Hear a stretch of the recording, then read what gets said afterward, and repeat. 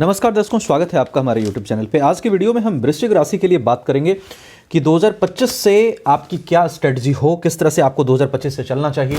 ढैया जो कि 2025 में खत्म हो रही है 29 मार्च 2025 के बाद, तो क्या स्ट्रेटजी आपकी ढैया के बाद होनी चाहिए, क्या आपको करना चाहिए, क्या आपको नहीं करना चाहिए ढैया के बाद, और क्यों 2025 का जो साल है ये आपके लिए बहुत महत्वपूर्ण हो सकता है, इस पर चर्चा करेंगे। वीडियो बहुत इंपॉर्टेंट रहेगी, लास्ट तक देखिएगा। एक एक चीज़ को बहुत कम समय में क्लियर करने की कोशिश करूंगा। देखिए, सबसे पहले बात करूं 2025 से आपकी स्ट्रेटजी के बारे में, तो अगर आप वृश्चिक राशि के हैं तो निश्चित रूप से 2012 से जीवन में आपको बहुत परेशानियां रही हैं। 2012 से जब आपको 7.5 शुरू हुई तो वहां से जो दिक्कतें आपको चल रही है 2012 से, अपनों ने आपको धोखा दिया, आपको इंसान का वास्तविक चेहरा दिखाई दिया 2012 के बाद कि कौन अपने हैं, कौन वास्तव में अपने हैं, कौन नहीं, और किसका क्या वास्तविक चेहरा है वो आपको दिखाई दिया। अपनों ने आपको धोखा भी दिया, कईयों के साथ कैरियर ग्रोथ में आपको दिक्कतें रही, हेल्थ इश्यूज आपके रहे, कई बार मेंटल इश्यूज भी रहा, एंजाइटी और डिप्रेशन से भी कुछ लोग गुजरे होंगे। स्पिरिचुअलिटी से आप जुड़े और अधिक आपको जुड़ने पर विवश किया शनिदेव ने स्पिरिचुअलिटी से, क्योंकि बहुत सारी परेशानियों का सामना आपने 2012 के बाद से किया। उसके बाद 7.5 आपको खत्म हुई 2012 में शुरू होने के बाद। 7.5 खत्म होने के बाद ढैया आपको चली, ढैया में भी ये सारी परेशानियां आपको रही, बहुत सारी परेशानियों से अब आप जुड़े, से आप जूझे। तो अब जो परेशानियां खत्म होने के बाद, अर्थात इन सब परेशानियों को झेलने के बाद आपका जो 2025 से स्ट्रेटजी हो, जबकि आपकी ढैया भी वहां खत्म होगी, तो सबसे पहले आपको पहला स्ट्रेटजी आपके लिए ये होना चाहिए कि 10 to 12 ईयर्स में जितनी भी परेशानियां आपने झेली हैं, अब आपको उन सब से बाहर निकलना है। बाहर निकलना है का मतलब क्या है? मतलब है कि you have to develop a faith in you, कि आप सब कुछ कर सकते हैं और आपके लिए जीवन में आगे सही होगा। यह चीज सबसे पहले आपके लिए जरूरी है कि आप 10 to 12 ईयर्स की जो भी फॉल्स मेमोरीज हैं, बुरी मेमोरीज हैं, उससे जो भी आपको दिक्कतें रहती हैं हमेशा, एक जो निगेटिव अगर थॉट्स डेवलप हुआ है, तो उससे आप बाहर निकलिए। पहली स्ट्रैटेजी ये है, आप ये समझिए सबसे पहले कि हमारा समय बदलेगा, हम सब कुछ कर सकते हैं और आगे चीजें अच्छी होगी। इस विचार को आपके अंदर आपको डेवलप करना है। दूसरी जो स्ट्रैटेजी आपको रखनी है कि जितनी भी बुरी स्मृतियां हैं आपकी, खास करके रिश्तों को लेकर के। क्यों ये बात कह रहा हूं? क्योंकि अगर आप वृश्चिक राशि के हैं तो डेप्थ में समझिएगा, आपका क्रोध और आपकी भावनाएं, इमोशंस और एग्रेशंस, ये दोनों टॉप लेवल पे होते हैं। तो जब तक आप अपने मन को खाली नहीं कर देते, आपकी एनर्जी को आप बेधड़क अपने प्रोग्रेस में नहीं लगा सकते। यह चीज आप समझते हैं, तो आपको इसलिए यह बात कह रहा हूं कि आपको बुरी स्मृतियों से 2025 में बाहर आ जाना है।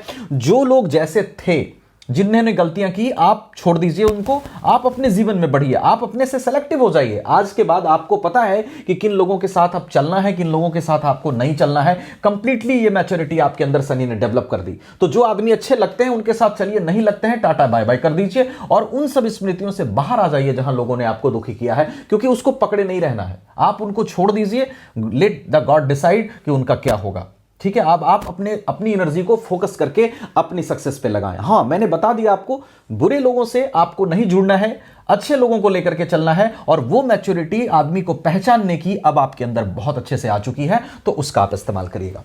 इसके बाद देखिए, शनि आएंगे 5th हाउस में आपके ढैया खत्म होने के बाद। 10th हाउस से दृष्टि हट जाएगी। ढैया के बाद आपको क्या करना है? अपने प्रोफेशन और कैरियर पे फोकस करिए। फोकस तो आप अभी से करिए, जनवरी से भी करिए, लेकिन ढैया के बाद स्पेशली मैं बात कर रहा हूं, शनि चूंकि यहां से हट के यहां आ जाएंगे, तो 10th हाउस से दृष्टि हटेगी। अपने कैरियर प्रोफेशन पे अपना फुल फोकस लगाइए।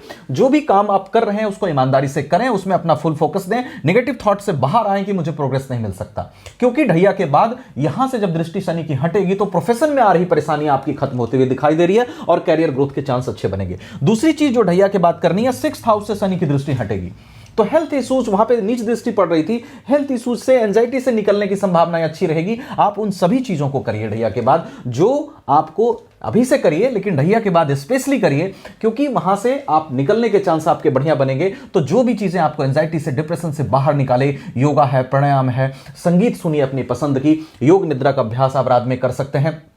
ये सब चीजें कर करके अपने आप को जितना तक हो सके पॉजिटिव बनाइए, अपने आप को एंजाइटी से बाहर निकालिए। वो आपका फर्ज है अपने आप की मदद करना। और अगर हेल्थ इश्यूज वगैरह भी चल रहे हैं तो उसको भी नेचुरल तरीके से, या जिस तरह से आपको अच्छा लगे, आप उससे निकलने की कोशिश कीजिए। तीसरी चीज जो आपको ढैया खत्म होने के बाद करनी है, कि आपको जो डेवलप करेंगे आप थॉट्स अपने अंदर कि भाई हमें जीवन में अब आगे बढ़ना, ढैया हमारी खत्म हुई, तो इसमें थोड़ी सी पास्ट मेमोरीज आती है। पास्ट मेमोरीज को आपको डिलीट करना है। आपको यह दिमाग में लेकर के चलना है कि समय जब खराब था तो चीजें हमारे साथ बुरी हुई, लेकिन जब समय अच्छा आता है तो हमारे लिए अच्छा होने के चांसेस भी उतने ही बनते हैं, क्योंकि ग्रह ही तो है। ग्रह हमेशा तो समय किसी का खराब नहीं करेंगे। तो आपको यह समझना होगा कि 7.5 हमारी निकल गई, ढैया हमारी निकल गई, आई हैव द चांसेस। और आप शनि के लिए अच्छे फेथ को डेवलप करिएगा कि शनि हमारे लिए अच्छा करेंगे। दूसरी चीज क्या है, जो चीजें आपको ढैया के बाद नहीं करनी है, आपको पेशेंस नहीं खोना है। पेशेंस आपका इतना डेवलप कर दिया शनि ने, स्ट्रगल करा करा के बहुत सारे स्ट्रगल्स आपको दिए, जिसके बीच एडजस्ट करना और आप आगे बढ़ना सीख गए। अब आपको इतना फर्क नहीं पड़ता कि कोई आदमी मेरे साथ थोड़ा बुरा व्यवहार कर लेगा या थोड़ी सी विपरीत परिस्थितियां आ गई, अब आपको इतना फर्क नहीं पड़ता। तो उस परिस्थितियों के साथ एडजस्ट करके चलना है। आपको यह समझना है कि जिंदगी है तो थोड़ी बहुत परेशानी आएगी, हमें वरी नहीं करनी उसकी, और अपना काम पे फोकस करना है। दूसरी चीज जो नहीं करनी है आपको 7.5 के बाद, ढैया खत्म होने के बाद आपको स्पिरिचुअलिटी नहीं छोड़ना है। आप स्पिरिचुअलिटी से जुड़े हैं, आप एक अच्छे इंसान हैं, आप में बहुत कुछ करने की शक्ति है, क्रिएटिविटी अच्छी होती है, वृश्चिक राशि वालों की एनर्जी लेवल भी बहुत अच्छा है, बस उसको सही दिशा में इंप्लीमेंट करना है। तो निश्चित रूप से स्पिरिचुअलिटी से भी जुड़े रहिएगा, वो आपको शांत रखने में और अपनी एनर्जी को सही दिशा में इस्तेमाल करने में मदद करेगी। स्पिरिचुअलिटी को नहीं छोड़ना है।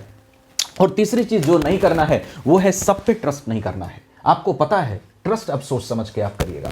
अब देखिए 2025 आपका, आप अगर सभी बातों का ध्यान रखें तो 2025 आपके लिए इसलिए बहुत ज्यादा बदलाव का समय हो सकता है 2025 का ये साल, क्योंकि 7.5 और फिर ढैया दोनों को खत्म होने के बाद शनि के नकारात्मक इफेक्ट से निकल करके प्रोग्रेस करने का एक अच्छा साल आपके लिए हो सकता है। इसलिए इस साल पे आपको फोकस करना है और ये साल आपका बदलाव वाला हो सकता है।